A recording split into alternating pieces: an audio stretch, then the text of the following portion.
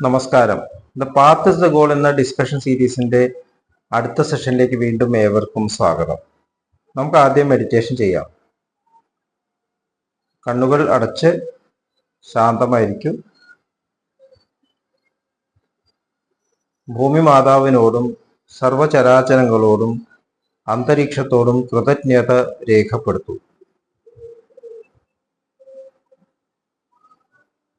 ഭൂമി മാതാവിൽ നിന്നുമുള്ള healing energy കാലുകളിലൂടെ പ്രവേശിച്ച് ശരീരം മുഴുവൻ വ്യാപിക്കുന്നതായും ശരീരത്തിലെ എല്ലാ ഭാഗങ്ങളെയും എല്ലാ കോശങ്ങളെയും റിലാക്സ് ചെയ്യാൻ സഹായിക്കുന്നതായും അനുഭവിക്കൂ.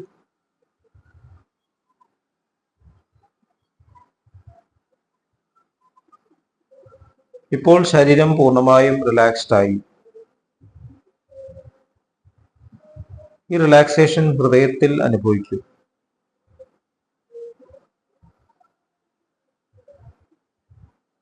ശ്വാസം ദീർഘമായി ഉള്ളിലേക്ക് എടുക്കൂ. ഹൃദയത്തിൽ സ്നേഹം നിറയുന്നതായി അനുഭവിക്കൂ. ശ്വാസം പുറത്തേക്ക് വിടുമ്പോൾ സ്നേഹം പ്രപഞ്ചം മുഴുവൻ വ്യാപിക്കുന്നതായും അനുഭവിക്കൂ. ഹൃദയത്തിൽ കുടികൊള്ളുന്ന സ്നേഹത്തിന്റെ സ്രോതസ്സിൽ നിന്നും ഉദ്ഭവിക്കുന്ന ദിവ്യ പ്രകാശം മനസ്സിനെ ആകർഷിക്കുന്നതായി അനുഭവിക്കൂ. ആ ദിവ്യപ്രകാശത്തിൽ ധ്യാനം ആരംഭിക്കൂ. മനസ്സിൽ ചിന്തകൾ വരുന്നുണ്ടെങ്കിൽ മൃദുവായി അവയെ അവഗണിക്കുക. ദിവ്യപ്രകാശത്തിൽ ധ്യാനം തുടരുക. Please start meditation.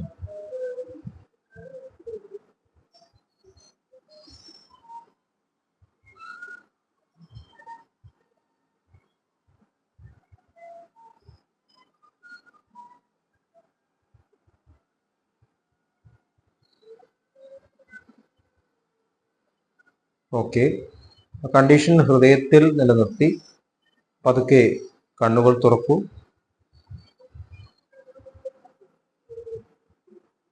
എല്ലാവരെയും ഹാർദമായി ഹാർട്ട്ഫുൾനെസ് സഹജമാർഗ് മെഡിറ്റേഷൻ സിസ്റ്റത്തിലേക്ക് സ്വാഗതം ചെയ്യുന്നു.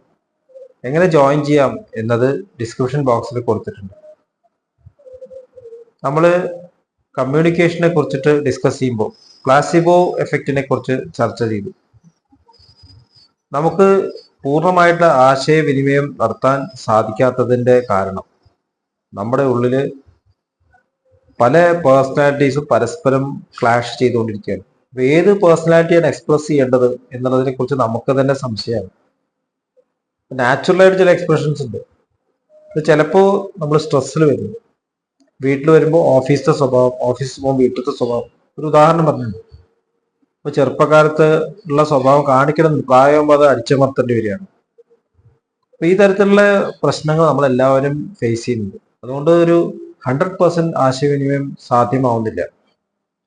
നമ്മളെപ്പോഴും പാസ്റ്റിലേക്ക് കണക്ട് ചെയ്തിട്ടാണ് നമ്മളുടെ കമ്മ്യൂണിക്കേഷൻ നടത്തുന്നത്. മുൻകാലത്ത് ഇങ്ങനെ ഉണ്ടായി, അതുകൊണ്ട് ഫ്യൂച്ചറിലും അങ്ങനെ തന്നെ ആവാനാണ് സാധ്യത. ഇതാണ് സ്റ്റാറ്റിസ്റ്റിക്സും പഠിപ്പിക്കുന്നത്. അപ്പൊ ഇതിലൊരു തമാശയുണ്ട്. ഇത്രയും കാലം ഞാൻ മരിച്ചിട്ടില്ല, അതുകൊണ്ട് ഞാൻ ഇനി ഒരിക്കലും മരിക്കില്ല എന്ന് പറയുന്ന പോലെയാണ്. സ്റ്റാറ്റിസ്റ്റിക്സ് അങ്ങനെയല്ലേ പഠിപ്പിക്കുന്നത്? അത് ശരിയാണ്.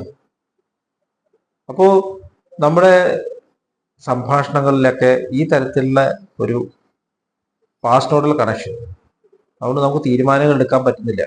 സംശയങ്ങൾ വരുന്നു. ഡൗട്ട് പോയിസൺസ് ദ വിൽ എന്ന് ഇംഗ്ലീഷിൽ ചൊല്ലുന്നുണ്ട്. ഈ സംശയമാണ് നമ്മുടെ ഇച്ഛാശക്തിക്ക് പ്രശ്നം ഉണ്ടാവും. നമുക്ക് എന്തെങ്കിലും ഒന്ന് ചെയ്യണമെന്നുണ്ട്, പറയണമെന്നുണ്ട്, പക്ഷേ ഒരു ബ്ലോക്ക് വരും. കമ്മ്യൂണിക്കേഷൻ ബ്ലോക്ക് എന്നൊക്കെ പറയും. അതിന്റെ കാരണം എന്താണ്? ഈ സംശയം, പാസ്റ്റ് എന്നുള്ള ഈ നോളജിലേക്കുള്ള കണക്ഷൻ. ഇത് പറഞ്ഞാൽ കുഴപ്പമാവും, പറഞ്ഞില്ലെങ്കിൽ കുഴപ്പമാവില്ല. അപ്പൊ ഇത് നമ്മുടെ ജീവിതത്തിനെ ബാധിക്കുന്നു.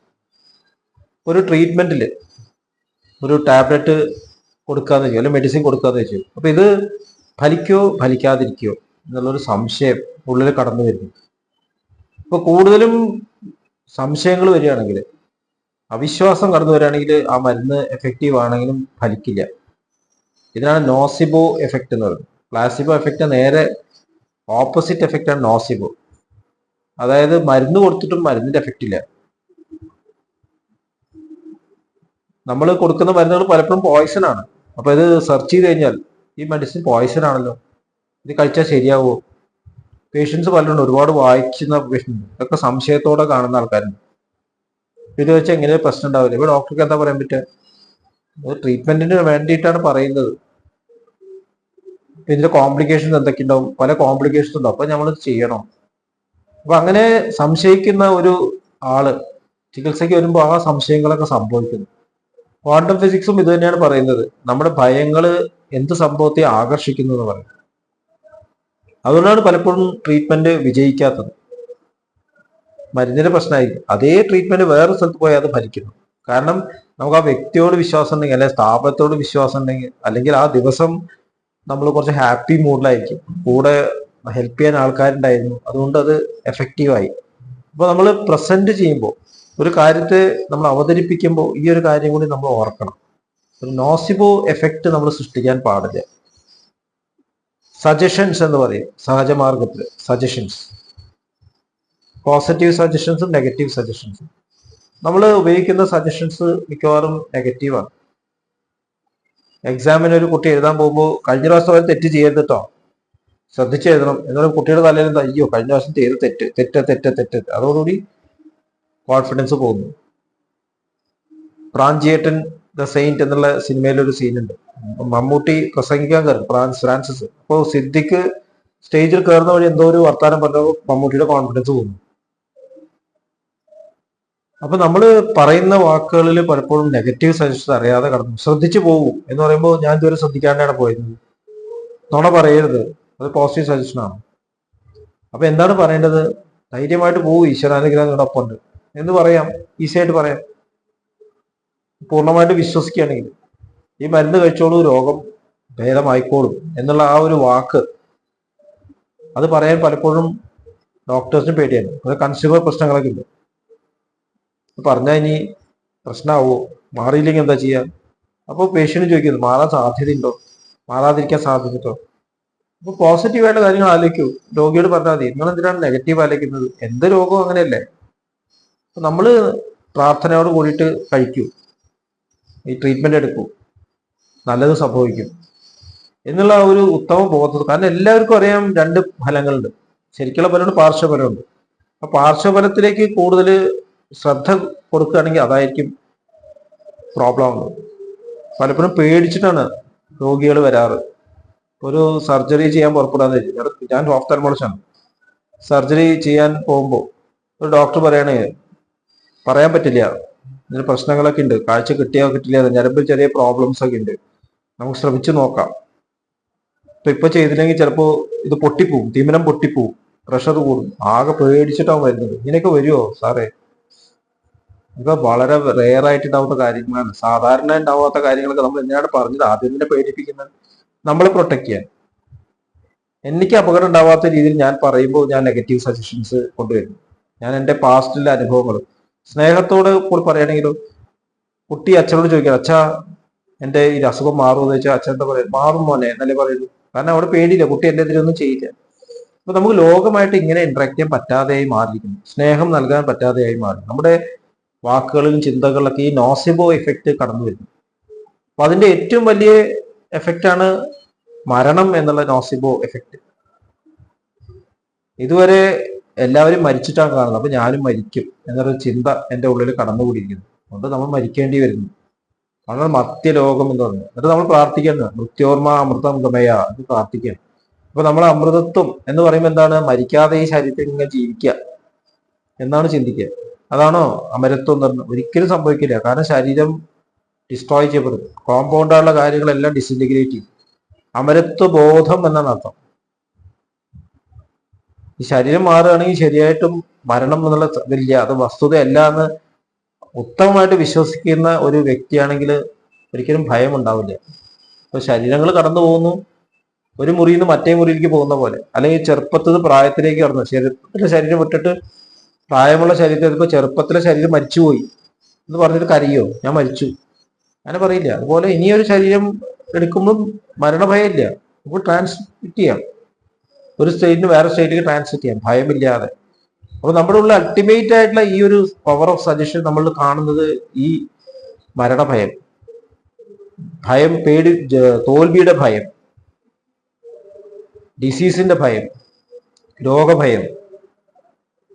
ഭയമാണ് നമുക്ക് പ്രശ്നമുണ്ടാകുന്നു. കാരണം നമ്മൾ എപ്പോഴും പേടിക്കുന്നത് മരണത്തെയാണ്.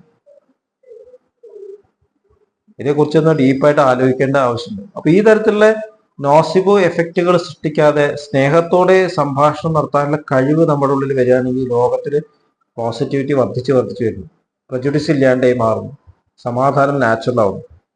നമ്മൾ സമാധാനത്തിന് വേണ്ടി ചർച്ച ചെയ്യുമ്പോൾ, അതുപോലെ തന്നെ മതസൗഹാർദ്ദത്തിന് വേണ്ടി ചർച്ച ചെയ്യുമ്പോൾ അതിൻ്റെ ഉള്ളിലൊക്കെ ഇതല്ല ഇപ്പോഴത്തെ സ്ഥിതി എന്നുള്ളൊരു തോന്നലുണ്ട്. അതുകൊണ്ടാണ് അത് വിജയിക്കാത്തത് എന്നാണ് എനിക്ക് തോന്നുന്നത്.